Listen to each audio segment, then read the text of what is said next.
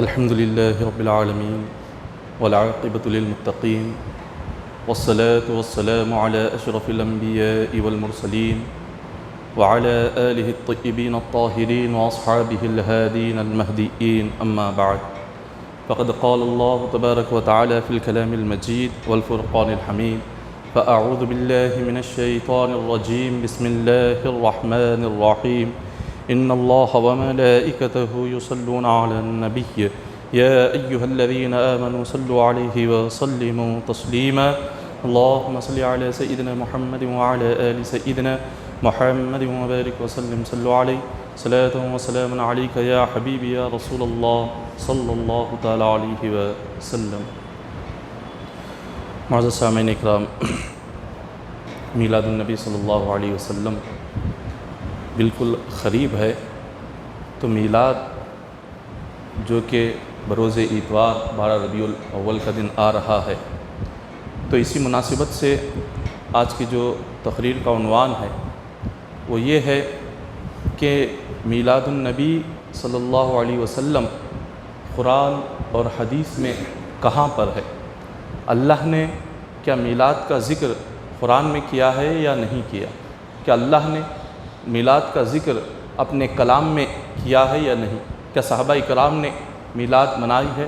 کیا حدیث پاک میں بھی اس کا ذکر ہے؟ یہ تمام باتیں آج قرآن اور حدیث کی روشنی میں بیان کی جائیں گی. تو معزز سامعین اکرام، میلاد النبی صلی اللہ علیہ وسلم حضور علیہ السلام کی پیدائش پر جو ہم جشن مناتے ہیں، جو ہم خوشی مناتے ہیں، خالق کائنات نے اس کا ذکر قرآن پاک میں ایک مقام پر نہیں بلکہ کئی مقامات پر اللہ نے اس کا ذکر کیا ہے. تو میلاد منانے کا ذکر قرآن پاک میں کہاں کہاں پر اللہ نے کیا، آج اسی کا بیان کیا جائے گا.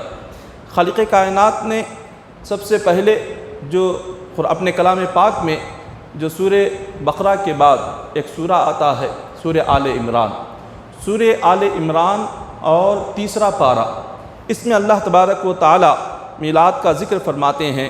آیت نمبر 80 میں خالق کائنات ارشاد فرماتے ہیں وَإِذْ أَخَذَ اللَّهُ مِيثَاقَ النَّبِيِّينَ لَمَا آتَيْتُكُمْ.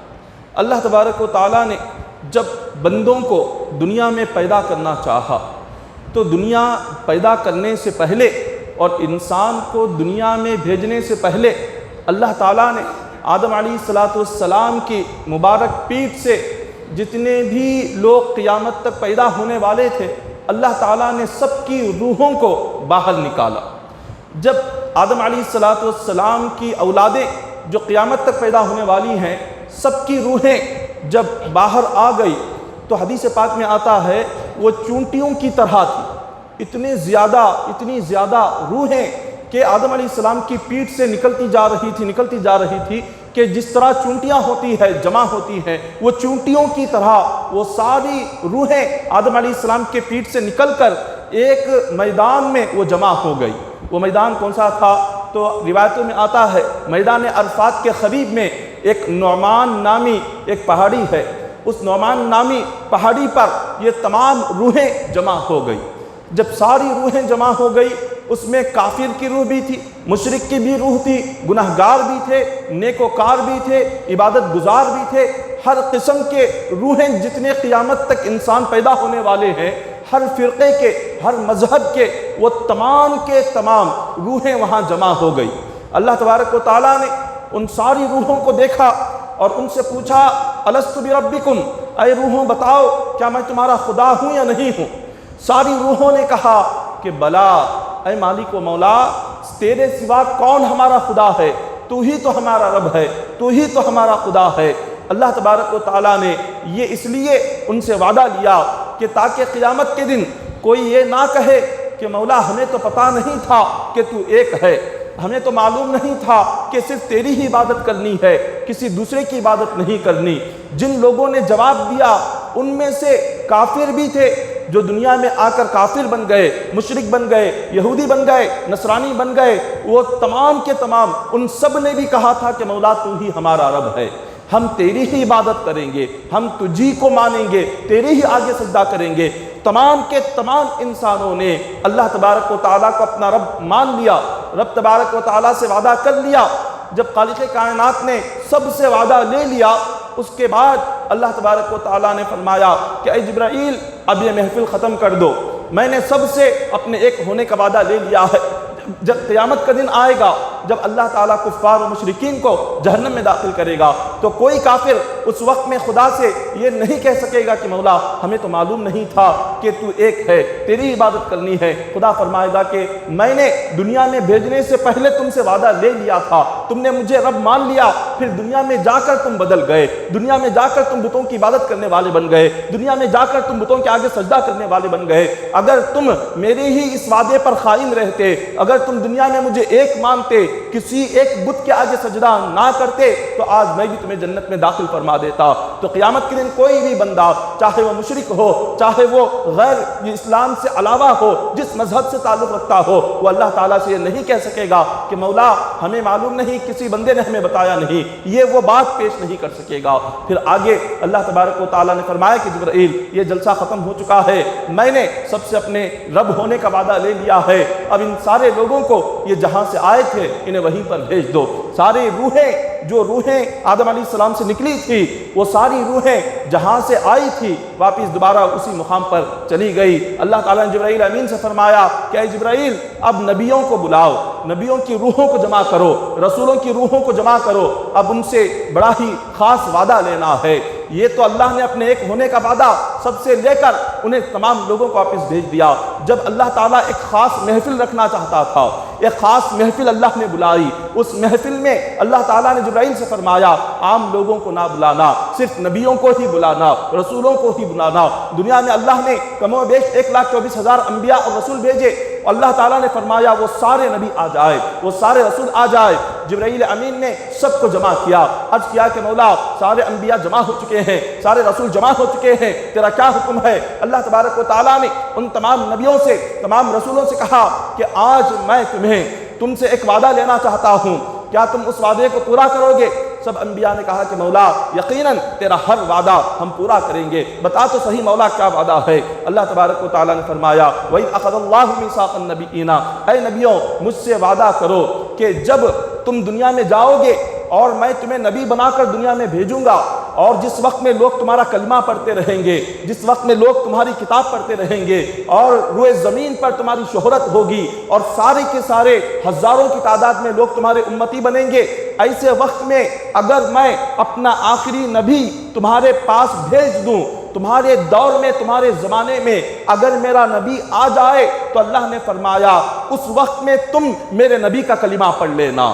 ساری امتیں تمہارا کلمہ پڑھیں گی، ساری امتیں اپنے اپنے نبی کا کلمہ پڑھتی ہے، مگر اللہ نے نبیوں سے وعدہ لیا کہ تم مجھ سے وعدہ کرو جب میرا مصطفیٰ آئے گا اس وقت میں تم میرے نبی کا کلمہ پڑھو گے، تم میرے نبی کے امتی بنو گے، میرے نبی کے دین کے لیے تم مدد کرو گے، تم ان کے ساتھ رہو گے، تم ان پر ایمان لے کر آؤ گے۔ یہ اللہ تبارک و تعالیٰ نے سارے انبیاء سے وعدہ لیا ہے۔ اب یہاں پر ایک بات قابل توجہ یہ ہے کہ اللہ تبارک و تعالیٰ سارے جتنے انبیاء ہیں 1,24,000 انبیاء، یہ سارے کے سارے حضور کے امتی ہیں، ان سب نے حضور کا کلمہ پڑھا ہوا ہے۔ اللہ نے فرمایا تم وعدہ کرو، اگر وعدہ کرو گے تو میں تمہیں نبی بناؤں گا، میں تمہیں رسول بناؤں گا، نبوت اور رسالت تمہیں ملے گی۔ اگر تم نے وعدہ نہیں کیا تو یہ نبوت اور رسالت تمہیں نہیں ملے گی۔ تمام انبیاء اور رسولوں نے کہا اے مالک و مولا ہمارا وعدہ ہے، ہم وعدہ کرتے ہیں کہ ہم یقیناً حضور علیہ السلام کا کلمہ پڑھیں گے، ہمارے دور میں جب تیرے نبی آ جائیں ہم اس نبی کا کلمہ بھی پڑھیں گے، امتی بھی بنیں گے، ان کے دین کے لیے ان کی مدد بھی کریں گے، ان پر ایمان بھی لائیں گے۔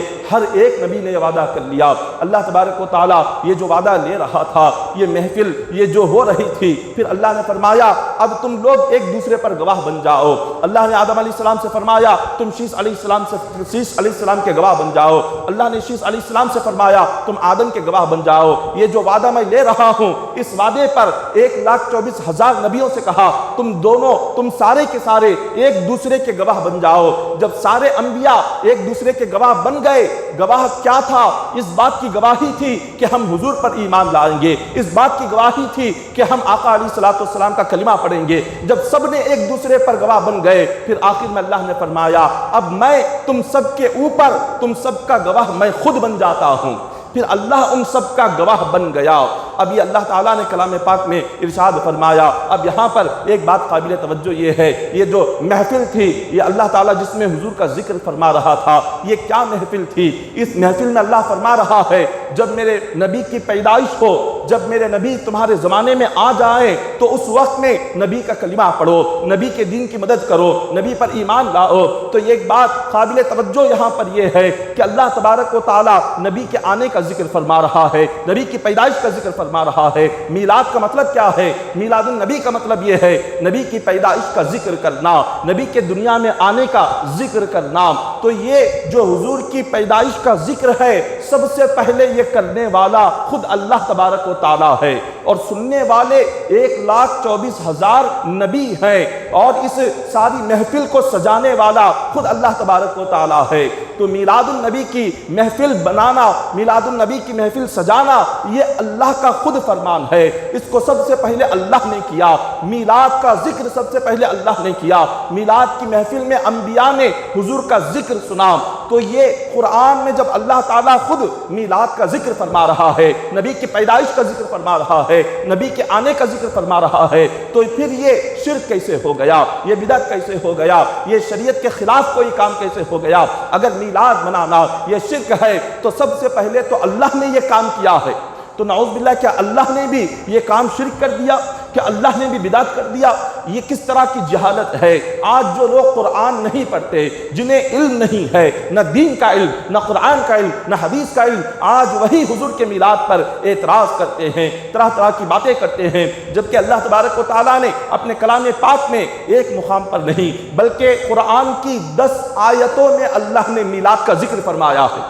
قرآن پاک کی 10 آیتیں ہیں کہ جس میں خود اللہ تبارک و تعالیٰ حضور کے دنیا میں آنے کا ذکر فرما رہا ہے، میلاد کا ذکر فرما رہا ہے، اور سارے نبیوں کو جمع کر کے اللہ انہیں حضور کا میلاد سنا رہا ہے، حضور کی باتیں انہیں سنا رہا ہے، ان سے فرما رہا ہے کہ دیکھو میرے نبی آئیں گے، میرے نبی کی پیدائش ہوگی، جب وہ آئیں گے تو ان پر ایمان لانا، ان کے دین کی مدد کرنا۔ یہ ساری باتیں، یہ ساری محفل جو میلاد کی ہو رہی تھی، یہ خود اللہ تعالیٰ فرما رہا تھا۔ تو میلاد منانا اللہ کی سنت ہے، اللہ کا حکم ہے، قرآن کا حکم ہے۔ سب سے پہلے میلاد کرنے والا اللہ ہے۔ آج یہ جو کہتے ہیں کہ پہلے میلاد نہیں تھا، آج سے میلاد شروع ہوا، ارے ابھی اللہ نے دنیا بنائی نہیں تھی، دنیا کی پیدائش سے لاکھوں سال پہلے سے اللہ نبی کا میلاد مناتے آ رہا ہے۔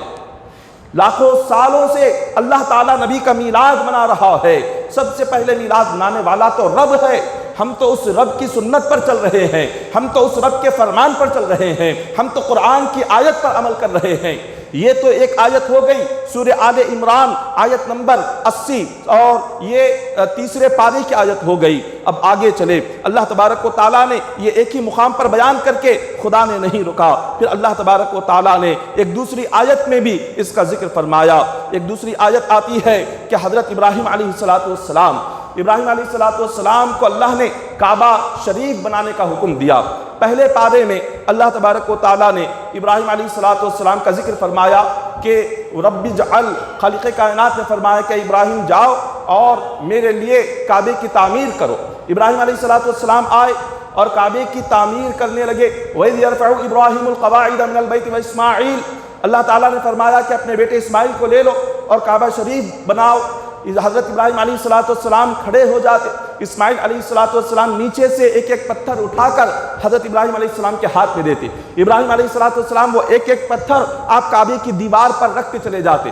جب کعبے کی دیواریں اونچی ہو گئی اور حضرت ابراہیم علیہ السلام کا ہاتھ وہاں تک نہیں پہنچ رہا تھا، تو ابراہیم علیہ السلام نے اپنے بیٹے سے کہا کہ بیٹا کوئی ایک اونچا پتھر لے کر آؤ کہ جہاں پر کھڑے ہو کر میں کعبے کی دیوار بنا سکوں۔ کہ جس طرح آج مزدور اگر دیوار اونچی ہو جائے تو وہ کوئی مضبوط لکڑیاں باندھ کر ان لکڑیوں پر کھڑے ہو کر وہ تمام پتھر اس دیوار کے اوپر سے جماتے ہیں، تو اس زمانے میں تو اتنی مضبوط لکڑیاں نہیں ہوتی تھی اور یہ طریقہ بھی پتہ نہیں تھا۔ تو حضرت ابراہیم علیہ السلام نے اپنے بیٹے سے کہا کہ جاؤ کوئی بڑا سا پتھر دیکھو کہ جس پر کھڑے ہو کر میں کعبے کی دیوار کو اور اونچا کر سکوں۔ حضرت اسماعیل علیہ السلام پتھر کی تلاش کرنے کے لیے جبل ابو قبیس میں گئے۔ ایک پہاڑی کا نام ہے مکہ کی جبل ابو قبیس۔ اسماعیل علیہ السلام وہاں جاتے ہیں اور وہاں جا کر آپ تلاش کرتے ہیں کہ کہاں یہ پتھر ملے گا، ایک بڑا سا پتھر ملے گا۔ اللہ تبارک و تعالیٰ نے جبرائیل امین سے فرمایا کہ اے جبرائیل فوراً جاؤ، اور آدم علیہ السلام جب جنت سے زمین پر آئے تھے اس وقت میں ایک پتھر لے کر آئے تھے۔ خدا نے فرمایا اس پتھر کو ہم نے جبل ابو قبیس میں چھپا کر رکھا ہے۔ نوح علیہ السلام کے زمانے میں جب طوفان آیا، اس طوفان میں کہیں وہ پتھر بہہ نہ جائے تو حضرت ادریس علیہ السلام نے اس وقت میں وہ نورانی پتھر جو آدم علیہ السلام لا کر کعبے میں لگائے ہوئے تھے، نوح علیہ السلام کے زمانے میں اس طوفان کے وقت میں ادریس علیہ السلام نے نکالا اور نکال کر جبل ابو قبیس پہاڑی میں چھپا کر رکھ دیا۔ اللہ تعالیٰ نے جبرائیل امین سے فرمایا کہ جاؤ وہ چھپا ہوا پتھر نکالو، اور وہ نکال کر اسماعیل علیہ السلام کے ہاتھ میں دے دو، اور ان سے کہو کہ کعبے کے ایک حصے میں اس کو جا کر لگا دے۔ حضرت اسماعیل علیہ السلام جب پتھر تلاش کر رہے تھے، جبرائیل امین آئے اور فرمایا کہ اسماعیل کیا دیکھ رہے ہو؟ اسماعیل علیہ السلام نے فرمایا میرے والد کو کعبے کی دیوار اور اونچا کرنے کے لیے ایک بڑا سا پتھر چاہیے جس پر کھڑے ہو کر وہ کعبے کی دیوار کی تعمیر کر سکے۔ حضرت جبرائیل امین نے دو پتھر نکالے، ایک بہت ہی بڑا تھا اور ایک چھوٹا تھا۔ فرمایا یہ بڑا پتھر لے لو اور تمہارے والد کو کہو کہ اس کے اوپر کھڑے ہو کر کعبے کی دیواروں کو اونچا کرے، اور چھوٹا پتھر دے کر کہا اس کو کعبے کے درمیان میں لگا دو۔ اس میں ایسی روشنی تھی کہ جس وقت آدم علیہ السلام اس کو لے کر آئے تھے، جس کو ہم حجر اسود کہتے ہیں، اس میں اتنی روشنی تھی کہ اس کی روشنی سے سارا مکہ روشن ہوتا تھا۔ اتنا نور اس میں تھا کہ سارے مکہ کے اطراف کسی بھی چراغ کی ضرورت نہیں پڑتی تھی۔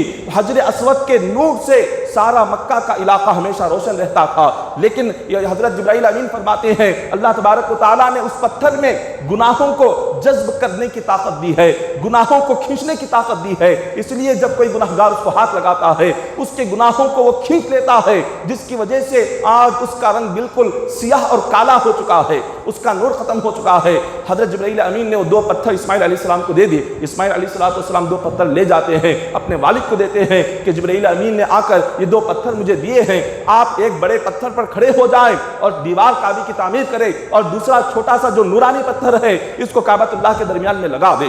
حضرت ابراہیم علیہ السلام نے بالکل اسی طرح سے کہا، اور پھر اس کے بعد جب ابراہیم علیہ السلام اس پتھر پر کھڑے ہو جاتے، اس پتھر کی خاصیت یہ تھی کہ ابراہیم علیہ السلام جیسے جیسے آپ دیوار کو اونچا کرتے جاتے، ساتھ ہی ساتھ وہ پتھر بھی اوپر اونچا ہوتا چلا جاتا تھا۔ جیسے دیوار اونچی ہوتی تو وہ پتھر بھی اس کے ساتھ ساتھ بڑھتا چلا جاتا تھا۔ یہ اس پتھر کی خاصیت تھی۔ جب کئی مہینوں کے محنت کے بعد جب کعبۃ اللہ کی تعمیر مکمل ہو گئی، اللہ تبارک و تعالیٰ نے فرمایا کہ ابراہیم تمہاری محنت سے ہم خوش ہو گئے ہیں، تم نے میرے لیے روئے زمین پر جو کعبۃ اللہ بنایا ہے، آؤ اب تم مجھ سے جو دعا مانگنا ہو مانگ لو، تمہاری ہر دعا قبول کروں گا، تم جو مجھ سے مانگو گے تمہیں عطا کروں گا۔ حضرت ابراہیم علیہ السلام نے نہ سونا مانگا، نہ چاندی مانگی، نہ زمین مانگی، نہ جائیداد مانگی۔ ابراہیم علیہ السلام نے فرمایا ربنا وابعث فیہم رسولا منہم یتلو علیہم آیاتک ویعلمہم الکتاب والحکمت ویزکیہم انک انت العزیز الحکیم۔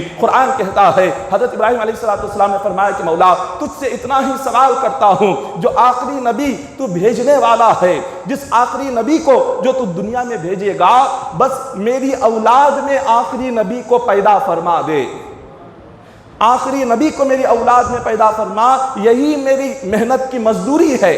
تیرے گھر کو بنانے کے بعد اب ہر مالک مکان گھر کی تعمیر ہونے کے بعد مزدور کو مزدوری دیتا ہے، تو ابراہیم علیہ السلام مزدور تھے اللہ کے گھر کے۔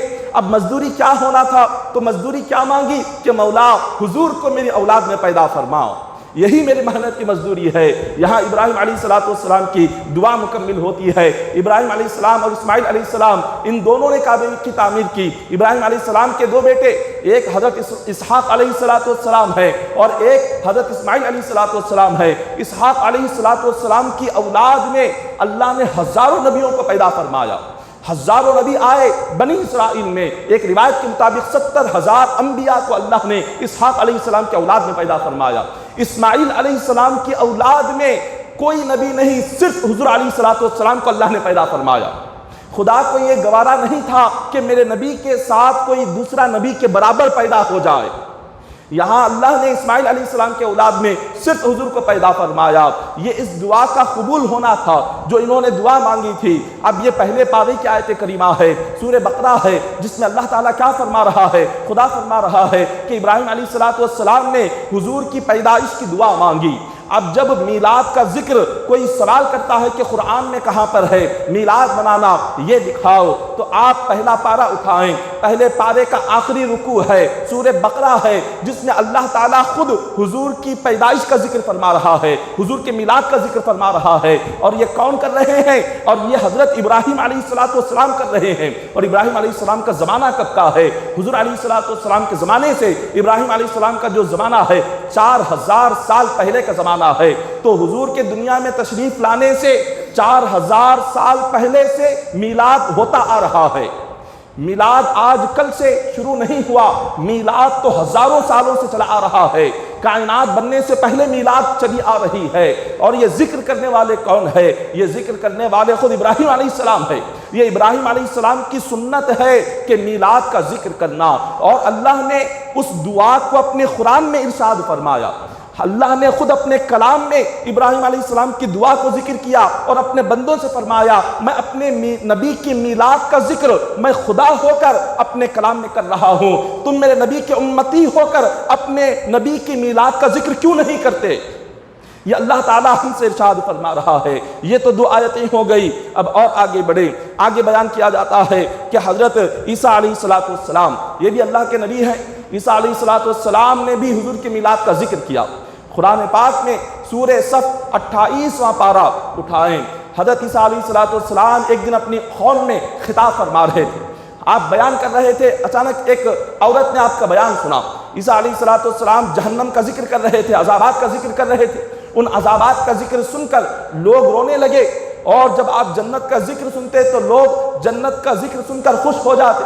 تو آپ کے بیان میں یہ تاثیر تھی کہ ایک خاتون کھڑی ہو گئی اور اس نے کہا کہ عیسیٰ، تمہاری والدہ بڑی خوش نصیب ہے کہ جس نے تمہیں پیدا کیا، کہ تم جیسا بیٹا اور تمہاری جیسی اولاد کہ جس ماں نے جنم دیا ہے وہ بڑی ہی مبارک ہے۔ اس ماں کا مقام بڑا ہی بلند ہے کہ جس کی گود میں تم نے اپنا بچپن گزارا ہے، کہ جس ماں کی تربیت میں تمہاری یہ پرورش ہوئی ہے، یہ بڑی خوش نصیب ہے تمہاری ماں۔ تو حضرت عیسیٰ علیہ السلام فرماتے ہیں، تم میری ماں کا ذکر کر رہے ہو، یہ روئے زمین پر یقیناً میری ماں کو اللہ نے بہت بلند مقام عطا فرمایا، یقیناً اللہ نے میری والدہ کو بہت بلند درجہ عطا کیا، لیکن روئے زمین پر ایک ایسی بھی ماں ہے کہ ساری کائنات کی ماؤں سے اس ماں کا مقام بہت بلند ہے۔ اس خاتون نے پوچھا کہ آپ کس کا ذکر کر رہے ہیں؟ انہوں نے فرمایا، میں آقا علیہ السلام کی والدہ حضرت بی بی آمنہ کا ذکر کر رہا ہوں، جس بی بی آمنہ سے ساری دنیا میں ساری کائنات کے رسول پیدا ہوں گے، جس آمنہ کی گود سے اللہ تعالیٰ سارے نبیوں کے امام کو پیدا کرے گا، سارے نبیوں کے بادشاہ کو پیدا کرے گا، تاجدار کائنات جس آمنہ کے پیٹ سے پیدا ہوں گے، اس آمنہ کے مقام سے بڑھ کر روئے زمین سے کسی ماں کا مقام نہیں ہے۔ اللہ تعالیٰ حضرت بی بی آمنہ کو مقام عطا فرمائے گا۔ جب اس خاتون نے یہ سنا تو وہ سن کر وہ حیران رہ گئی کہ حضرت بی بی آمنہ کا مقام اتنا بلند ہے۔ ایک شخص حضرت عیسیٰ علیہ السلام کا وہاں بیٹھا ہوا تھا، اس نے کہا کہ اے عیسیٰ، حضرت موسیٰ علیہ السلام نے 2500 سال پہلے ایک نبی کا ذکر کیا تھا کہ جو آخری نبی آخر الزمان آئیں گے، آخری نبی آئیں گے، ان کی شان کو حضرت موسیٰ علیہ السلام نے بیان کیا تھا، ان کے درجے کو موسیٰ علیہ السلام نے بیان کیا تھا، ان کے رتبے کو موسیٰ علیہ السلام نے بیان کیا تھا، کیا وہ آپ ہی ہیں آخری نبی کہ جس کا ذکر حضرت موسیٰ علیہ السلام نے کیا، تورات میں کیا؟ تو حضرت عیسیٰ علیہ السلام فرماتے ہیں، موسیٰ علیہ السلام نے جس آخری نبی کا ذکر کیا وہ میں نہیں ہوں۔ عیسیٰ علیہ السلام نے فرمایا کہ جس آخری نبی کا ذکر موسیٰ علیہ السلام نے فرمایا ہے، ان کا مقام اتنا بلند ہے، ان کا رتبہ اور درجہ اتنا بلند ہے کہ حضرت عیسیٰ علیہ السلام فرماتے ہیں اس آخری نبی کے پیروں میں جو نالین وہ پہنے ہوئے ہوں گے، اس نالین کے دھاگے کے برابر بھی میں نہیں ہو سکتا۔ یہ نبی کہہ رہے ہیں، نبی کا درجہ ساری امت میں، انسانیت میں سب سے اعلیٰ ہوتا ہے، نبی سے بڑھ کر اور کسی کا درجہ نہیں۔ عیسیٰ علیہ السلام جو خود نبی ہے، وہ نبی حضور کی عظمت میں، حضور کی شان میں بیان فرما رہے ہیں کہ حضور کا مقام تو اتنا بلند ہے، حضور کا رتبہ اور درجہ تو اتنا بلند ہے۔ حضور اپنے پیروں میں جو نالین پہنتے ہیں، اس نالین کو جو موزے لگے ہوئے ہوتے ہیں، اس نالین کو جو دھاگا اور کپڑا لگا ہوا ہوتا ہے، میں اس حضور کے نالین کے موزے کے برابر بھی نہیں ہو سکتا۔ یہ مقام مصطفیٰ ہے۔ اللہ تبارک و تعالیٰ نے ایسے نبی کی امت میں ہمیں پیدا فرمایا ہوا ہے۔ تو حضرت عیسیٰ علیہ السلام سے اس شخص نے پوچھا کہ حضور وہ جو نبی آخر الزمان آئیں گے ان کا ذکر کچھ فرمائیں، ان کے بارے میں کچھ بیان فرمائیں۔ تو حضرت عیسیٰ علیہ السلام فرماتے ہیں کہ من بعد اسمہ احمد فلما ومبشرا برسول یأتی من بعد اسمہ احمد فلما جاءهم بالبینات قالوا هذا سحر مبین۔ اللہ تبارک و تعالیٰ نے قرآن پاک میں ارشاد فرمایا، عیسیٰ علیہ السلام فرماتے ہیں جو آخری نبی آخر الزمان آئیں گے، جو سب سے آخری نبی محمد مصطفیٰ صلی اللہ علیہ وسلم آئیں گے، اس نبی کا نام زمین پر محمد ہوگا اور آسمان پر احمد ہوگا صلی اللہ علیہ وسلم۔ تو فرمایا کہ وہ نبی جب آئیں گے تو ان کا ذکر روئے زمین کے کونے کونے میں ہوگا، درخت ان کا نام لیں گے، شجر ان کا نام لیں گے اور پتھر ان کا نام لیں گے۔ وہ جہاں سے جائیں گے بے جان چیزوں میں جان آ جائے گی، انہیں دیکھ کر بے جان چیزیں سلام کرنے لگیں گے، انہیں دیکھ کر بے جان چیزیں ان کے قدموں میں گرنے لگیں گے۔ حضور علیہ السلام کی عظمتوں کا،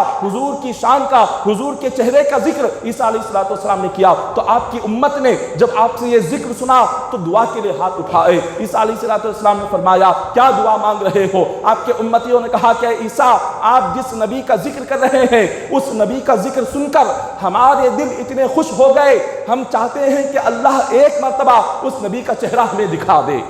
دعا کے لیے ہاتھ اٹھاتے ہیں کہ مولا جس نبی کی عظمت تو نے یہ رکھی ہے، جس نبی کی عظمت کا ذکر قرآن میں اللہ نے کیا، تورات میں کیا، زبور میں کیا، انجیل میں کیا، آسمانی دوسری کتابوں میں اللہ نے جس نبی کے میلاد کا ذکر فرمایا، جس نبی کے چہرے کا ذکر فرمایا، جس نبی کے عظمتوں کا ذکر فرمایا، جس نبی کی محبت کا ذکر فرمایا، جس نبی کے مقام و مرتبے کا ذکر فرمایا، تو وہ امت کہتی ہے، عیسیٰ علیہ السلام کی امت کہتی ہے کہ مولا جس نبی کی شان ہے ایک مرتبہ ان کی زیارت فرما دے، ایک مرتبہ ان کا چہرہ دکھا دے، ایک مرتبہ ان کا دیدار کرا دے کہ جن کو تو نے اتنا بلند مقام عطا فرمایا ہے۔ غور فرمائے، جب یہ امت ہے جو عیسیٰ علیہ السلام کی امت ہے جو حضور کا میلاد سن رہی ہے، اور یہ میلاد کا ذکر کرنے والے، حضور کی پیدائش کا ذکر کرنے والے کون ہیں؟ خود عیسیٰ علیہ السلام ہے، اور اللہ نے ان کا ذکر اپنے کلام پاک میں فرمایا۔ تو میلاد کا ذکر قرآن پاک میں جگہ جگہ پر اللہ تبارک و تعالیٰ نے فرمایا۔ خالق کائنات نے سورہ مائدہ میں فرمایا قد جاءکم من اللہ نور و کتاب مبین۔ خدا حضور کی عظمت کے تعلق سے فرماتا ہے کہ میرے نبی کا میلاد ہوگا، تحقیق کہ میرا نبی پیدا ہوگا، میرا نبی آئے گا، اور وہ تنہا نہیں آئے گا، اپنے ساتھ وہ معجزہ لے کر آئے گا، دلیل لے کر آئے گا، اللہ کے ایک ہونے کی دلیل لے کر آئیں گے اور قرآن لے کر آئیں گے۔ اب یہاں پر غور کیے، یہ اللہ تبارک و تعالیٰ نے سورہ مائدہ میں میلاد کا ذکر کیا، سورہ بقرہ میں میلاد کا ذکر کیا، سورہ مائدہ اور بقرہ سورہ آل عمران میں میلاد کا ذکر کیا۔ قرآن پاک کی کئی آیتیں ہیں جہاں اللہ تبارک و تعالیٰ میلاد کا ذکر فرما رہا ہے، لیکن سورہ مائدہ کی جو آیت ہے، اس آیت میں اللہ تبارک و تعالیٰ نے بڑا ہی پیارا نقطہ بیان کیا۔ خالق کائنات نے اس آیت میں دو چیزوں کا ذکر کیا، ایک کیا کہ میرا نبی قرآن لے کر آئیں گے اور میرا نبی معجزہ لے کر آئیں گے۔ اللہ تبارک و تعالیٰ نے اس آیت میں قد جاءکم من اللہ نور و کتاب مبین کہ خالق کائنات نے قرآن کا ذکر بعد میں کیا اور حضور کی میلاد کا ذکر پہلے فرمایا۔ حضور کے میلاد کا ذکر اللہ نے پہلے فرمایا، قرآن کا ذکر بعد میں فرمایا۔ تو خالق کائنات اپنے بندوں کو بتلا رہا ہے کہ اے بندوں، میرے نبی کا میلاد کا انکار کر کے، نبی کی پیدائش کا انکار کر کے، اور نبی کی عظمتوں کا انکار کر کے، اور نبی کے میلاد پر جشن نہیں منا کر تم چاہے جتنا قرآن پڑھ لو، نہ تمہارا قرآن قبول ہوگا نہ تمہاری نماز قبول ہوگی۔ نبی کی عظمت کے بغیر، نبی کی محبت کے بغیر، نبی کے میلاد پر خوشی منانے کے بغیر، اور نبی کی عظمتوں اور چاہتوں کو اپنے دلوں میں چھوڑ کر تم چاہے جتنا قرآن پڑھ لو، تم چاہے جتنی نماز پڑھ لو، نہ تمہاری عبادت قبول ہوگی نہ تمہارا نماز پڑھنا کام آئے گا۔ بغیر محبت رسول اور بغیر عشق مصطفیٰ کے بندے کا کوئی عمل اللہ تبارک و تعالیٰ کی بارگاہ میں قابل قبول نہیں ہے۔ تو قرآن پاک کی اتنی آیتیں ہیں، اور آگے سنتے چلیں۔ جب قرآن پاک سے یہ بات ثابت ہو گئی، اب یہ بھی ایک اعتراض ہوتا ہے کہ میلاد النبی منانا کیا حضور نے منایا، کیا صحابہ نے منایا، کیا حدیث پاک میں ہے کس صحابی نے میلاد منایا تھا؟ تو اس زمانے میں نہیں ہوا، حضور نے میلاد نہیں منایا، تو تم کیوں منا رہے ہو؟ یہ بھی تو سوال ہوتا ہے۔ آؤ حدیث پاک سنو، مشکات المصابیح صفحہ نمبر 513 پر خود حدیث پاک جس میں حضور نے خود اپنا میلاد منایا ہے۔ قرآن سے تو بات ثابت ہو گئی کہ قرآن کی 10 آیت کریمہ میں اللہ نے میلاد کا ذکر فرمایا، تو قرآن سے تو میلاد منانا ثابت ہو گیا۔ اب حدیث پاک کے ذریعے سے کیا حضور نے میلاد منایا؟ ہاں، حضور نے خود اپنا میلاد منایا۔ صحابہ نے میلاد منایا؟ ہاں، صحابہ نے بھی خود اپنا میلاد منایا۔ حدیث پاک میں میلاد کا ذکر ہے؟ ہاں، حدیث میں خود میلاد منانے کا ذکر ہے۔ اب کہاں پر ہے؟ مشکات المصابیح حدیث کی کتاب ہے، صفحہ نمبر 513 پر، فقام النبی صلی اللہ علیہ وسلم علی المنبر، حدیث پاک ہے کہ چند لوگ حضور کے خاندان کے تعلق سے، حضور کے باپ دادا کے تعلق سے کچھ غلط باتیں کہہ رہے تھے۔ جب حضور کو پتا چلا کہ آپ کے خاندان اور آپ کے والدین اور آپ کے باپ دادا کے تعلق سے کوئی غلط باتیں کر رہا ہے، آقا علیہ الصلوۃ والسلام نے اعلان کیا صحابہ کرام کو جمع کرو۔ سارے صحابہ کرام مسجد نبوی میں جمع ہو گئے۔ حضور علیہ الصلوۃ والسلام منبر پر کھڑے ہو گئے، اور منبر پر کھڑے ہو کر حضور نے فرمایا، فقال من انا، صحابہ سے پوچھا بتاؤ میں کون ہوں؟ فقالوا، صحابہ نے فرمایا انت رسول اللہ، حضور آپ اللہ کے رسول ہے۔ پھر حضور نے فرمایا کہ انا محمد بن عبد اللہ بن عبد المطلب ان اللہ خلق الخلق، حضور نے فرمایا کہ میں محمد بن عبد اللہ بن عبد المطلب ہوں۔ پھر فرماتے ہیں اللہ تبارک و تعالیٰ نے بے شک مجھے مخلوق میں سب سے بہترین مخلوق میں پیدا فرمایا۔ مخلوق کے 2 حصے کیے، ایک عرب ہے ایک عجم ہے۔ عرب جو ہے، عرب کے علاوہ جتنے ہیں اسے عجم کہتے ہیں۔ تو اللہ نے عرب اور عجم دیکھا، تو عرب اور عجم میں سب سے بہترین عرب تھا، اللہ نے حضور کو عربوں میں پیدا فرمایا۔ پھر اللہ نے عربوں کے چند قبیلے کیے، ان قبیلوں میں سب سے بہترین قبیلہ قریش کا تھا، اس قبیلے میں اللہ نے حضور کو پیدا فرمایا۔ اور قبیلہ قریش کے چند خاندان تھے، ان خاندان میں بنو ہاشم کا خاندان تھا، بہترین خاندان، اللہ نے اس بہترین خاندان میں حضور کو پیدا فرمایا۔ حضور نے فرمایا کہ میں نسب کے اعتبار سے، خاندان کے اعتبار سے، قبیلے کے اعتبار سے، گھرانے کے اعتبار سے سب سے بہترین ہوں۔ اللہ نے کائنات میں نہ حضور جیسا خاندان کسی کا رکھا، نہ حضور جیسا قبیلہ کسی کا رکھا، نہ حضور جیسے باپ دادا کسی کے رکھے، سب سے بہترین خاندان حضور کا تھا۔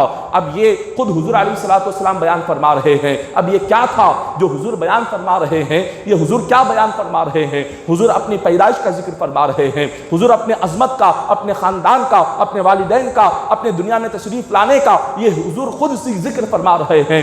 تو یہ میلاد میں ہم کیا کرتے ہیں؟ حضور کی عظمتیں بیان کرتے ہیں، حضور کے معجزات بیان کرتے ہیں، حضور کی دنیا میں تشریف لانے کا ذکر کرتے ہیں۔ یہ تو ذکر خود حضور فرما رہے ہیں، اور مسجد نبوی میں فرما رہے ہیں، منبر پر کھڑے ہو کر فرما رہے ہیں، اور کس کے سامنے بیان کر رہے ہیں؟ تمام صحابہ کرام کے سامنے بیان کر رہے ہیں۔ تو حضور کے میلاد کا ذکر کرنا حضور کی سنت ہے، میلاد کا ذکر سننا صحابہ کی سنت ہے۔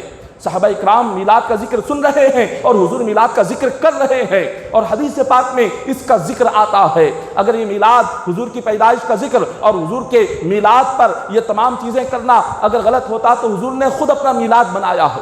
اگر میلاد بنانے کو جو شرک کہتے ہیں یا بدعت کہتے ہیں یا اس کو شریعت کے خلاف کہتے ہیں، تو جبکہ حضور نے خود یہ بیان فرمایا تو نعوذ باللہ کیا حضور نے بدعت کر دی؟ کیا حضور نے کوئی شریعت کے خلاف کوئی کام کر دیا؟ کیا حضور نے شرک کر دیا؟ نعوذ باللہ من ذالک۔ ارے جس نبی کو اللہ تبارک و تعالیٰ دین سکھانے کے لیے دنیا میں بھیجا ہے، جس قرآن کو اللہ نے ہماری ہدایت کے لیے بھیجا، اس قرآن میں میلاد کا ذکر آتا ہے، اس حدیث میں میلاد کا ذکر آتا ہے، وہ نبی میلاد مناتے ہیں، اور آج ہم کہتے ہیں کہ میلاد منانا کہاں پر ہے؟ اور آج جہالت کی وجہ سے، آج چونکہ علم نہیں ہے، آج جہالت بڑھ رہی ہے اور نبی سے بغض بڑھ رہا ہے، نبی کی محبت کم ہوتی جا رہی ہے، اور لوگ اسی بغض کی وجہ سے نبی سے محبت دل میں نہ رکھ کر وہ میلاد کو کوئی بدعت کہہ رہا ہے، کوئی شرک کہہ رہا ہے، کوئی شریعت کے خلاف کہہ رہا ہے۔ اب آئیں آگے میلاد کا ذکر اور سنیں کہ حضور علیہ الصلوۃ والسلام نے خود تو میلاد منایا، اور آقا علیہ الصلوۃ والسلام ہر پیر کے دن روزہ رکھتے تھے۔ حضور صحابہ کرام نے پوچھا کہ حضور آپ ہر پیر کو روزہ رکھتے ہیں، اس کی وجہ کیا ہے؟ حضور نے فرمایا پیر کے دن میری پیدائش ہوئی، پیر کے دن میری پیدائش ہوئی، میرا میلاد ہوا، اس پیر کے دن میں اپنی پیدائش کی خوشی میں روزہ رکھتا ہوں۔ حضور کی پیدائش کا جشن خوشی جب ہم مناتے ہیں تو پوچھتے ہیں کیا حضور نے منایا؟ ارے حضور تو سال میں 50 مرتبہ اپنا میلاد مناتے تھے۔ سال میں کتنے ہفتے آتے ہیں؟ سال میں ایک سال میں 50 ہفتے آتے ہیں۔ ہر پیر کو جب حضور روزہ رکھتے تھے تو حضور روزہ کیوں رکھتے تھے؟ وجہ کیا تھی؟ حضور کا روزہ رکھنا اپنی حضور نے خود فرمایا عن صوم الاثنین فقال فیہ ولدت، مشکات المصابیح صفحہ اور صفحہ نمبر 180 پر 9 پر حضور فرما رہے ہیں کہ میں پیر کے دن اس لیے روزہ رکھتا ہوں کہ اس دن اللہ نے مجھے پیدا کیا، اپنی پیدائش کی خوشی میں روزہ رکھتا ہوں۔ صحابہ اکرام کو فرمایا تم بھی روزہ رکھو۔ تو میلاد کا جشن ہم تو سال میں ایک مرتبہ مناتے ہیں۔ حضور علیہ السلام اپنی میلاد کی خوشی میں سال میں 50 مرتبہ ہر پیر کو حضور میلاد کی خوشی میں روزہ رکھتے تھے، اور صحابہ اکرام کو بھی فرمایا تم بھی روزہ رکھا کرو۔ تو یہ کیسے ہو گیا کہ یہ میلاد کا ذکر حدیث میں نہیں؟ یہ کہاں سے نکل گیا؟ یہ کس نے کہا ہے؟ یا اگر کوئی پڑھے تو پتا چلے گا، بخاری مسلم پڑھے تو پتا چلے گا، قرآن کی تفسیریں پڑھے تو پتا چلے گا میلاد کا اللہ نے کہاں کہاں ذکر فرمایا ہے۔ آج اپنی جہالت کی وجہ سے میلاد کا انکار کرتے ہیں، اور اپنی کم علمی کی وجہ سے میلاد کو کوئی شرک اور بدعت کہہ رہا ہے۔ اب آگے سنیں کہ اور صحابہ کرام نے کیا میلاد منائی؟ ہاں، صحابہ کرام نے بھی میلاد منایا۔ اس کا ذکر حدیث پاک میں کہاں پر ہے؟ مشکات المصابیح، ترمذی حدیث پاک کی بہت بڑی کتاب ہے، مشکات المصابیح حدیث پاک کی بہت بڑی کتاب ہے، صفحہ نمبر 513 پر حدیث پاک سنیں۔ جلس ناس من اصحاب رسول اللہ صلی اللہ علیہ وسلم فخرج حتى اذا دنا منهم سمعهم يتذاكرون قال بعضهم ان الله تعالى اتخذ ابراهيم خليلا وقال اخر موسى كلمه الله تكليما وقال اخر فعيسى كلمة الله وروحه وقال اخر آدم اصطفاه الله تعالى۔ حدیث پاک ہے کچھ صحابہ کرام جمع ہو گئے، جمع ہو کر آپس میں کہنے لگے کہ آپس میں ایک صحابی نے کہا اللہ نے ابراہیم علیہ السلام کو اپنا دوست بنایا ہے، اور ایک دوسرے کہے اللہ نے موسیٰ علیہ السلام کو اپنا کلیم بنایا، اور موسیٰ علیہ السلام سے اللہ راز کی باتیں کرتا تھا، اور ابراہیم علیہ السلام کو اللہ نے اپنی دوستی کا لقب عطا فرمایا، اور عیسیٰ علیہ السلام اللہ کی روح ہے، اللہ کا کلمہ ہے، اللہ نے انہیں اپنے کلمے سے پیدا فرمایا ہے۔ اور ایک ایک صحابی تمام جب صحابہ کرام جمع ہو کر یہ تمام انبیاء کا ذکر کر رہے تھے، انبیاء کی عظمتوں کا ذکر کر رہے تھے، انبیاء کی شان کا ذکر کر رہے تھے، اتنے میں حضور آ گئے۔ حضور نے فرمایا قد سمعت کلامک وعجبکم، فرمایا کہ میں نے تمہاری باتیں سنی، تمہاری باتیں سن کر اور تمہارا تعجب کرنا میں نے دیکھا۔ صحابہ اکرام ایک ایک نبی کی عظمت کو بیان کرتے جا رہے تھے کہ ابراہیم علیہ السلام کو اللہ نے کیا مقام عطا کیا، موسیٰ علیہ السلام کو کیا مقام عطا کیا، عیسیٰ علیہ السلام کو کیا مقام عطا کیا۔ ان تمام کی عظمتیں سننے کے بعد حضور نے فرمایا میں نے تمہاری باتیں سن لی اور تمہارا ان باتوں پر تعجب کرنا بھی میں نے دیکھ لیا۔ اب سنو، حضور نے فرمایا ان ابراہیم خلیل اللہ وہو کذالک وموسیٰ کا نجی اللہ وہو کذالک وعیسیٰ روحہ وکلمتہ وہو کذالک وآدم اصطفاہ اللہ وہو کذالک۔ حضور نے فرمایا تم نے جو کچھ کہا بالکل حق ہے کہ موسیٰ یقیناً اللہ سے جو باتیں کرتے تھے وہ راز کی باتیں کرتے تھے، عیسیٰ علیہ السلام کو اللہ نے اپنے کلمے سے پیدا فرمایا، وہ اللہ کی روح کا لقب انہیں عطا کیا گیا۔ اللہ کی یہ تمام باتیں حضور نے فرمایا، اور پھر اس کے بعد فرمایا یہ سارے نبی تو ہیں لیکن اللہ نے مجھے اپنا حبیب بنا کر پیدا کیا ہے، میں اللہ کا محبوب ہوں، اور اللہ تعالیٰ نے مجھے اپنے حبیب ہونے کا لقب عطا کیا، اور رب نے مجھے ایسی خاص قربت عطا کی، اللہ نے مجھے اتنا قریب کیا کہ جتنا قریب اللہ نے کسی اور نبی کو نہیں کیا ہے، میں رب سے اتنا قریب ہوں، اور جو مقام حضور نے فرمایا مولا نے مجھے عطا فرمایا وہ مقام اللہ تبارک و تعالیٰ نے کسی اور نبی کو عطا نہیں فرمایا ہے۔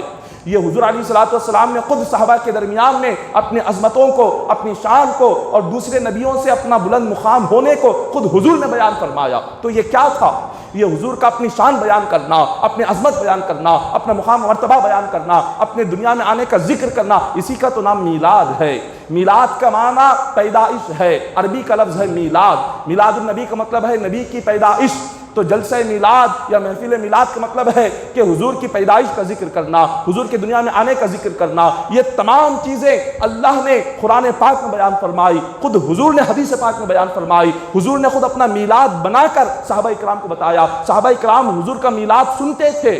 یہ ساری باتیں ہیں آج یہ کہاں سے آ گیا؟ جو لوگ کہتے ہیں کہ میلاد پہلے نہیں تھا، آج کل سے شروع ہوا، پہلے میلاد نہیں تھا، میلاد کا جشن نہیں تھا، جلسے نہیں ہوتے تھے، محفلیں نہیں ہوتی تھی، میلاد پر کھلایا نہیں جاتا تھا، پلایا نہیں جاتا تھا، آج اتنا سب کچھ یہ تو آج کل سے شروع ہوا ہے، یہ کہنے والا سب سے بڑا جاہل ہے۔ یہ دنیا ابھی پیدا نہیں ہوئی تھی، اللہ تبارک و تعالی ہزاروں سال پہلے اس دنیا کو پیدا کرنے سے خدا نے سب سے پہلے اپنے نبی کا میلاد منایا، اور اس کا ذکر خدا نے کلام پاک میں فرمایا۔ تیسرے پارے سورہ آل عمران میں آیت نمبر 80 میں اللہ تبارک و تعالیٰ نے حضور کے میلاد کا ذکر کیا۔ کب کی بات؟ اللہ نے فرمایا یہ دنیا کی پیدائش سے پہلے جب روحوں کی دنیا تھی، کوئی جسم بنا نہیں تھا، روح زمین کا کوئی حصہ بنا نہیں تھا، صرف بندوں کی روحیں تھی، اللہ نے ان روحوں کو بلا کر کہا کہ میں ایک نبی کو پیدا کر رہا ہوں، سارے نبیوں کی روحوں کو جمع کیا، اگر تم وعدہ کرتے ہو نبی پر ایمان لاتے ہو تو میں تمہیں نبی بناؤں گا، رسالت تمہیں عطا کروں گا، تمہیں رسول بناؤں گا۔ 1,24,000 انبیاء جتنے دنیا میں آنے والے تھے، سب نے وعدہ کیا کہ مولا ہمارا وعدہ ہے ہم تیرے نبی پر ایمان بھی لائیں گے، ان کا کلمہ بھی پڑھیں گے، ان کے دین کی مدد بھی کریں گے۔ تب اللہ نے فرمایا اگر یہ بات ہے تو تم سارے کے سارے گواہ بن جاؤ۔ خدا نے سب کو گواہ بنا دیا۔ یہ محفل کس چیز کی تھی؟ یہ محفل حضور کی پیدائش کے ذکر کی تھی، یہ محفل میلاد کی محفل تھی جو اللہ تبارک و تعالیٰ خود کر رہا تھا۔ میلاد کا جلسہ سب سے پہلے اللہ نے کیا، میلاد کا ذکر سب سے پہلے اللہ نے کیا، اور سب سے پہلے خدا نے نبیوں کو سنایا، حضور کے میلاد کا ذکر اللہ نے رسولوں کو سنایا، انہوں نے سنا، اور کبھی کسی نے یہ شرک کا اعتراض نہیں کیا۔ جب اللہ نے جو عمل خود کر کے دکھایا تو اللہ نے جو عمل کیا کیا وہ شرک ہو سکتا ہے؟ رب نے جو عمل کیا کیا وہ بدعت ہو سکتی ہے؟ کیسی جہالت ہے آج کیا جہالت آ چکی ہے، نہ کوئی آج دین پڑھتا ہے، نہ کوئی قرآن پڑھتا ہے، نہ کوئی بخاری پڑھتا ہے۔ کون جائے 12 سال 15 سال مدرسوں میں پڑھے، مدرسوں میں بھوکے پیاسے رہ کر اپنے گھروں سے 100 کلومیٹر دور جا کر تکلیفیں اٹھا کر جو علم پڑھ کر علماء آتے ہیں، آج کوئی ان کو سننے والا نہیں۔ آج موبائل نکال لیتے ہیں، کئی سارے ایسے ویڈیوز آتے ہیں کہ جس میں کوئی کہہ رہا ہے کہ میلاد شرک ہے مت مناؤ، میلاد بدعت ہے مت مناؤ، کوئی کہہ رہا ہے کہ میلاد پر پکوان مت کرو۔ کیسی جہالت ہے! اور آج یہ عوام ایسی بن چکی ہے، جو فون میں دیکھ لیا، جس کا بیان سن لیا، ختم، اسی کو صحیح مان لیا، اس کو جاننے کی بھی ضرورت نہیں، یہ بھی نہیں سوچتے کہ بھائی یہ جو کہہ رہا ہے کیا واقعی میں سچ ہے یا نہیں ہے، جو جس کی بات سن لیا وہ سمجھتا ہے کہ نہیں یہی صحیح ہے۔ اللہ اکبر! سنیں میلاد کب سے ہو رہا ہے؟ 668 ہجری ایک بادشاہ گزرا جس کا نام اربل ایک مقام ہے، وہاں کا ایک بادشاہ جس کا نام مظفر بادشاہ ہے، جو تقریباً آج سے 950 سال پہلے کا بادشاہ ہے۔ آج سے 950 سال پہلے اربل مقام کا ایک بادشاہ جس کا نام مظفر تھا۔ حضور کی محبت ایسی تھی کہ جب کبھی میلاد کا مہینہ آ جاتا، 12 ربیع الاول حضور کی میلاد کا دن آ جاتا، تو علامہ ابن جوزی، بہت بڑے محدث علامہ ابن جوزی، اپنی کتاب مررۃ الزمان میں وہ لکھتے ہیں کہ وہ بادشاہ مظفر، وہ اربل کا بادشاہ مجلس میں حاضر ہونے والے تمام علماء کو بلاتا تھا، اپنی رعایا میں، اپنی بادشاہت میں جتنے علماء ہوتے، بزرگان دین ہوتے، صوفیاء ہوتے، سب کو جمع کرتا تھا، سب کو جمع کر کے سارے اپنی رعایا میں اعلان کر دیتا تھا، بادشاہت کے ہر شہر میں اعلان کر دیتا تھا کہ 12 ربیع الاول ہے، حضور کا میلاد ہے، سارے کے سارے لوگ جمع ہو جاؤ۔ لوگ ساری رعایا ہزاروں کی تعداد میں آتی تھی، وہ حضور کے میلاد کی خوشی میں 5000 بکرے ذبح کرتا تھا، 10,000 مرغ ذبح کرتا تھا، اور 1 لاکھ کھانے کے برتن لگاتا تھا، اور 30 لاکھ یہ جو میٹھے کے برتن ہوتے، 30 لاکھ لوگوں کو میٹھا بانٹتا، 1 لاکھ لوگوں کو کھانا کھلاتا، 5000 بکرے ذبح کرتا، اور 10,000 مرغ ذبح کرتا۔ یہ کب کی بات ہے؟ یہ 10 سال یا 20 سال یا 25 سال پہلے کی بات نہیں، 950 سال پہلے سے حضور کا میلاد کا جشن چلا آ رہا ہے، 950 سال پہلے کی بات ہے۔ علامہ ابن جوزی اپنی کتاب میں اس کو لکھتے ہیں، وہ اتنا بہترین یہ تمام میلاد مناتا، ایک دن صبح سے شام تک اس کے مقام پر، اس کے بادشاہت کے محل کے سامنے میلاد کا لنگر لگتا تھا، ہزاروں لوگ آتے تھے، کھاتے تھے، وہ انہیں تقسیم کرتا اور تحفے تقسیم کرتا چلا جاتا تھا۔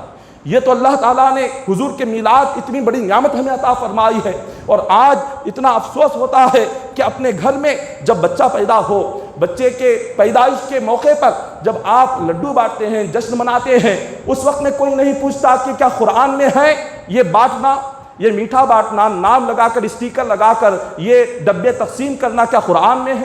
اور سارے رشتہ داروں کو بلا کر نام رکھنا اپنی بچے کی خوشی میں، پیدائش کی خوشی میں، کیا قرآن میں ہے؟ اور نکاح اور ولیمہ کے وقت میں ہال بک کرنا کیا قرآن میں ہے؟ اور نکاح کے وقت میں سارے لوگوں کو جمع کرنا کیا یہ قرآن میں ہے؟ ہزاروں لوگوں کو کئی قسم کے کھانے بنا کر کھلانا کیا یہ قرآن میں ہے؟ اور ولیمے کے وقت میں عالی شان ڈیکوریشن کرنا کیا یہ قرآن میں ہے؟ کار دینا کیا یہ قرآن میں ہے؟ ارے اپنی اولاد کی خوشی کے موقع پر، اپنے بیٹے کی پیدائش کے موقع پر نہ قرآن یاد آتا ہے نہ حدیث یاد آتی ہے۔ حضور کی پیدائش کا جشن منائے تو قرآن یاد آ جاتا ہے، حدیث یاد آتی ہے۔ کیا حدیث میں ہے؟ کیا بخاری میں ہے؟ کیا مسلم میں ہے؟ کیا ابن ماجہ میں ہے؟ کیا ترمذی میں ہے؟ کیا نسائی میں ہے؟ یہ ساری باتیں یاد آ جاتی ہے۔ یہ کیا ہے؟ اگر محبت ہے، محبت رکھنے والا کبھی دلیل نہیں مانتا، جو محبت نہ ہو وہ ہزاروں دلیلیں مانتا ہے۔ حضور معراج کی رات اپنے ساری عالم کی سیر کر آئے، ساتوں زمین آسمان کی سیر کر آئے معراج کی رات تھوڑے حصے میں، اور آ کر اعلان کیا کہ میں نے ایک رات کے تھوڑے سے حصے میں ساری زمین اور آسمان کی سیر کر کے آ گیا۔ جب حضور نے یہ بیان فرمایا تو انکار کس نے کیا؟ کافروں نے۔ ابو جہل نے انکار کیا، ابو لہب نے انکار کیا۔ حضور سے معجزہ مانگا، حضور نے انہیں معجزہ دکھایا، چاند کے 2 ٹکڑے کر کے دکھائے، آنکھوں سے چاند کے 2 ٹکڑے ہوتا ہوا دیکھ کر بھی کیا کہا؟ یہ جادو ہے، نعوذ باللہ۔ تو اور حضرت ابوبکر صدیق سے ایک شخص ملا، کہنے لگا کہ تمہارے نبی کہتے ہیں کہ رات کے تھوڑے سے حصے میں وہ 7 زمین پھر کر آ گئے، 7 آسمان گھوم کر آ گئے، جنت بھی دیکھ لیا، جہنم بھی دیکھ لیا، ساری کائنات بھی دیکھ لیا۔ صدیق اکبر نے کہا اگر میرے نبی کی زبان سے یہ نکلا ہے تو میں ابھی ایمان لے کر آ جاتا ہوں، دلیل کی ضرورت نہیں۔ صدیق اکبر نے نہیں پوچھا قرآن میں کہاں ہے، حضور معراج کو جا کر آئے ہیں۔ حضور سے نہیں پوچھا کہ حضور دلیل دو، ثبوت دو، حدیث میں مجھے بتاؤ، قرآن میں بتاؤ، آپ معراج کی رات کہاں گئے تھے، کہاں سے جا کر آئے اور کتنا پھر کر آئے، یہ نہیں پوچھا۔ اور جنہوں نے پوچھا وہ کون تھے؟ کافر تھے۔ حضور نے دلیل بتائی، انگلی سے چاند کے 2 ٹکڑے ہونا دکھایا، پھر بھی ایمان نہیں لائے۔ جس کو ماننا نہیں ہوتا آپ قرآن کی 1000 دلیلیں پیش کرو وہ نہیں مانتا، اور جس کو محبت مصطفیٰ ہوتی ہے وہ بغیر دلیل کے حضور کی میلاد کے جشن میں گم ہو جاتا ہے۔ آج یہی معاملہ آیا ہوا ہے، محبت رسول کو آج دلوں سے نکالنے کی کوشش کی جا رہی ہے۔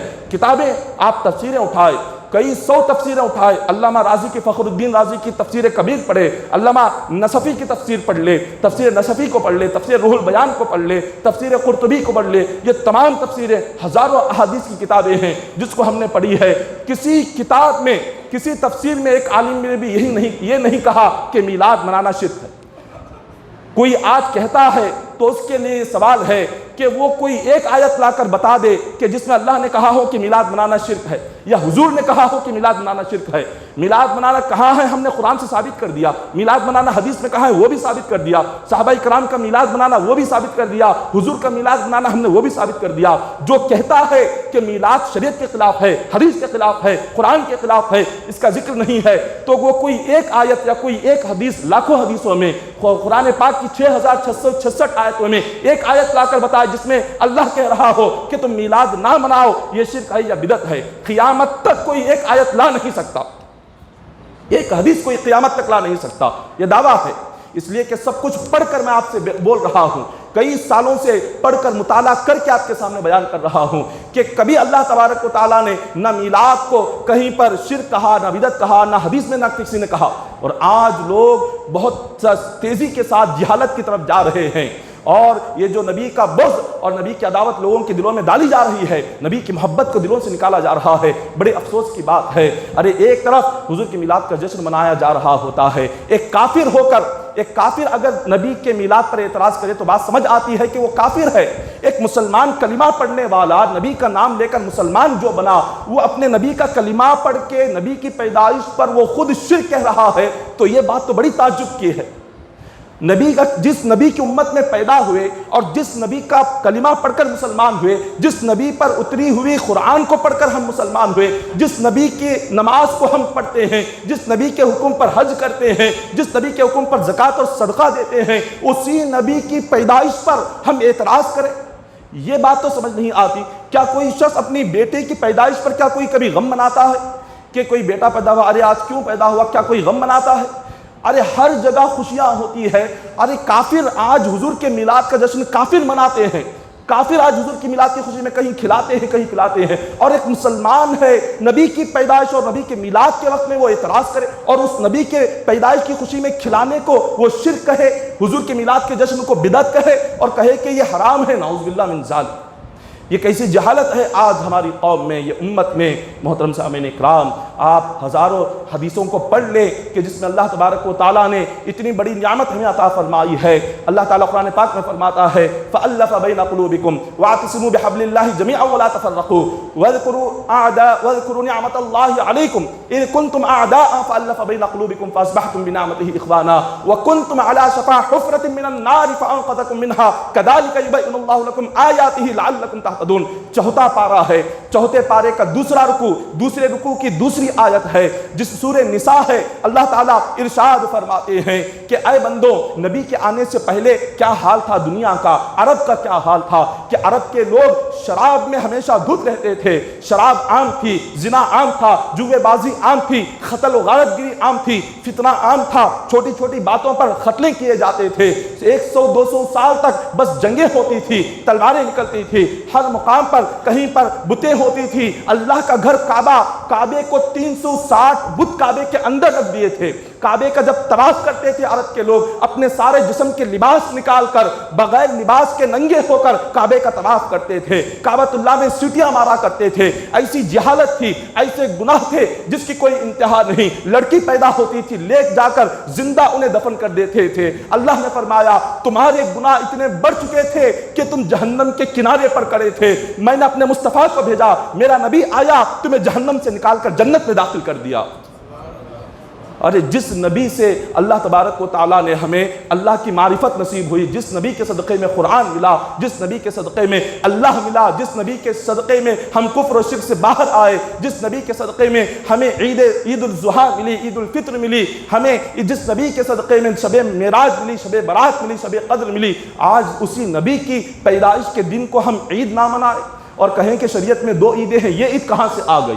شریعت میں صرف عید الاضحیٰ عید الفطر ہے، یہ میلاد کو عید کہاں سے کہہ دیا؟ اللہ نے میلاد کو عید کہنے کا ذکر بھی قرآن میں فرمایا ہے۔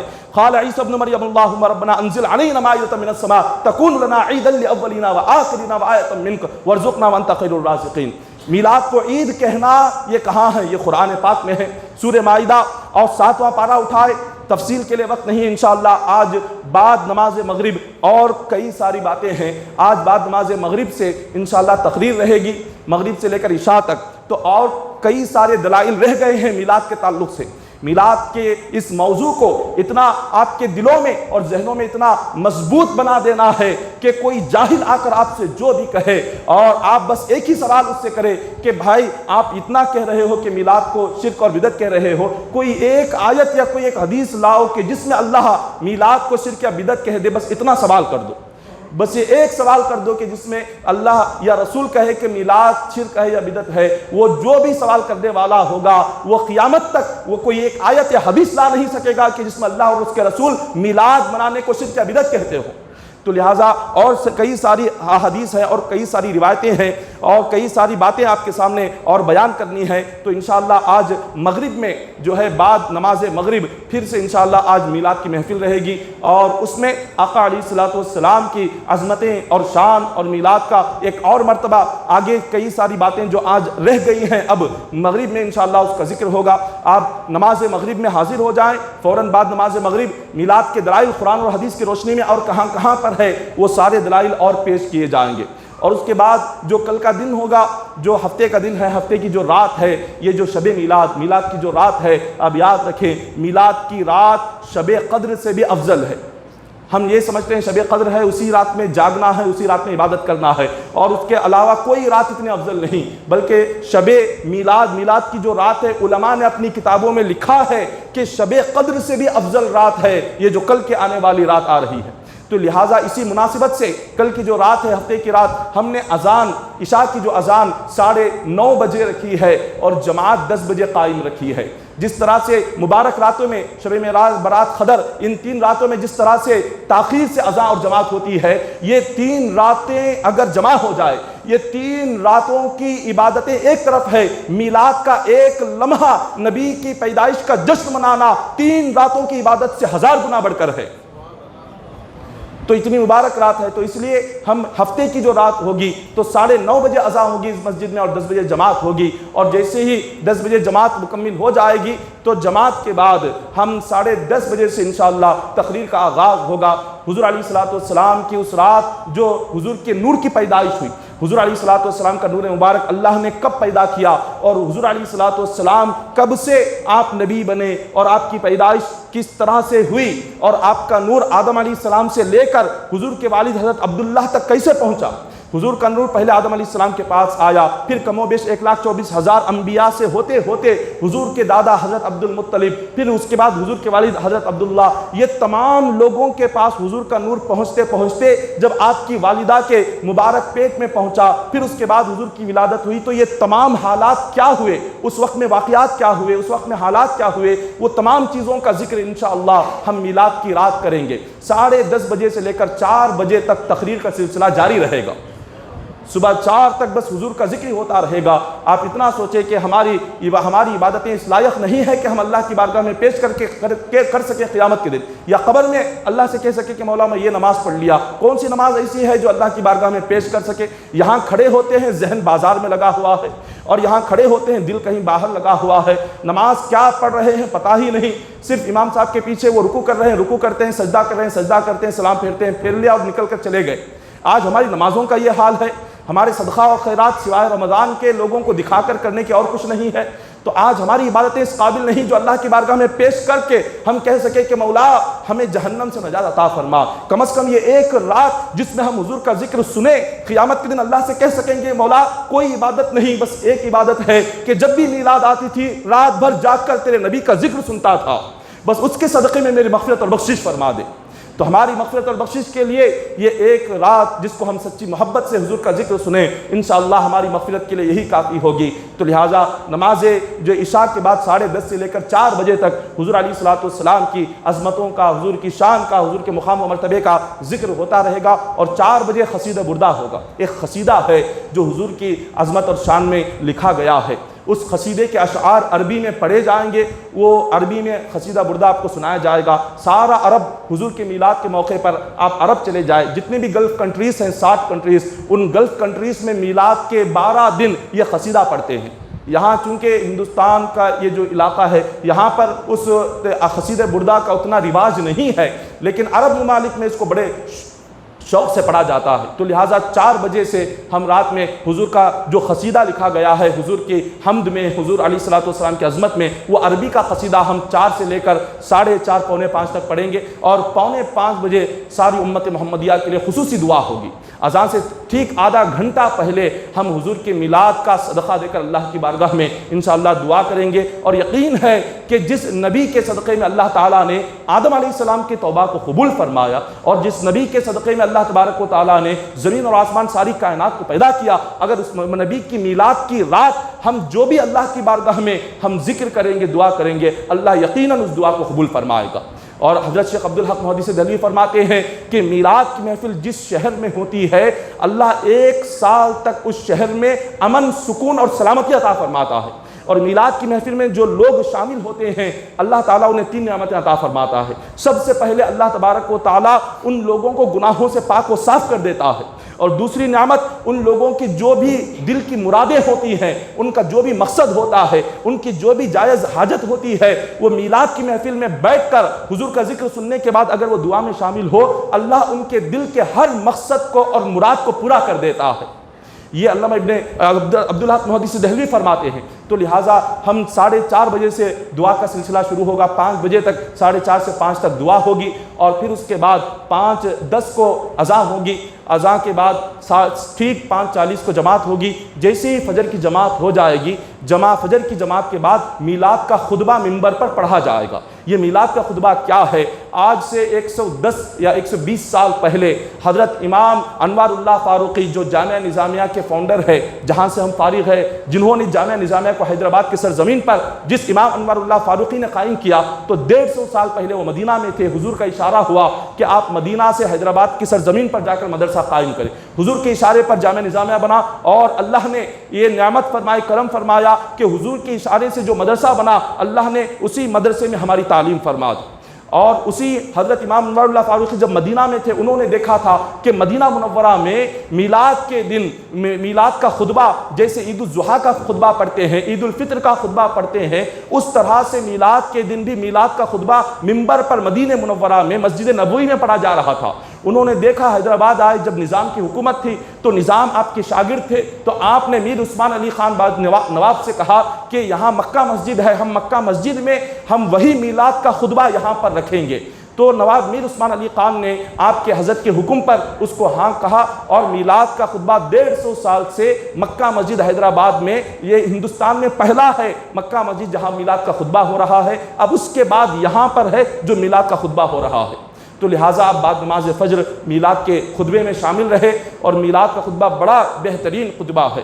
فجر کی نماز کے بعد فوراً بعد میلاد کا خطبہ ہوگا، اور میلاد کے خطبے کے بعد تمام کے لیے نماز میلاد فجر کے بعد اور میلاد کے خطبے کے بعد لنگر عام کا بھی انتظام کیا گیا ہے۔ آپ تمام نماز عشاء میں جب آ جائیں گے تو آپ ٹھیک 10 بجے اگر کل ہفتے کی رات کو آ جائیں گے تو صبح 7 بجے تک مکمل رات کا ایک ایک لمحہ صرف حضور علیہ السلام کا ذکر سنتے سنتے گزر جائے گا۔ تو لہٰذا یہ ایک بہترین رات ہے، یہ دوبارہ آپ کو آئندہ سال شاید زندگی رہے یا نہ رہے، بس اسی سال کو اپنی آخری سال یا آخری رات سمجھے اور اپنی مغفرت کا ذریعہ سمجھ کر آپ آج کی رات بھی بعد نماز مغرب فوراً آپ حضور کا ذکر سننے کے لیے آج بھی حاضر رہنا ہے، اور ہفتے کے دن بھی 10 بجے سے ہی آپ کو مسجد میں حاضر رہنا ہے۔ آج اور کل ان 2 راتوں میں بھی صرف حضور کا ذکر ہوگا، صرف حضور کا ذکر ہوگا، اس کے علاوہ اور کچھ نہیں۔ موئے مبارک کیا ہے؟ موئے مبارک کی جو زیارت کرتے ہیں اس پر بھی سوال ہوتا ہے کہ موئے مبارک یہ زیارت کرنا کہاں سے ہے؟ کیا صحابہ اکرام نے کیا؟ کیا قرآن میں ہے یا حدیث میں ہے؟ آج کی رات جو مغرب کے بعد جو بیان ہوگا اس بیان میں یہ قرآن و حدیث کی روشنی میں بیان کیا جائے گا کہ موئے مبارک کب سے چلا آ رہا ہے، موئے مبارک کی زیارت کب سے آ رہی ہے، اور کس نے یہ شروع کیا، حدیث پاک میں کہاں کہاں موئے مبارک کا ذکر ہے۔ آج مغرب کے بعد اسی عنوان پر، اسی ٹاپک پر قرآن و حدیث کی روشنی میں بات کی جائے گی کہ موئے مبارک کیا ہے۔ تو لہٰذا آپ آج مغرب کے بعد بھی شامل رہیں، اور کل ٹھیک 10 بجے سے آپ تمام کو خود بھی آنا ہے، اپنے دوست و احباب جن لوگوں کو خبر نہیں ان تمام کو بھی آپ خبر کریں، اور کل ٹھیک 10 بجے سے بھی آپ شامل ہو جائیں۔ دعا ہے کہ اللہ تعالی ہم تمام کو کہنے سننے سے بڑھ کر عمل کرنے کی توفیق عطا فرمائے، اور اللہ تبارک و تعالی ہم تمام کے حال پر کرم فرمائے۔ میلاد کے صدقے میں اللہ ہم تمام کے صغیرہ کبیرہ گناہوں کو معاف فرمائے۔ آمین و آخر دعوانا الحمدللہ رب العالمین۔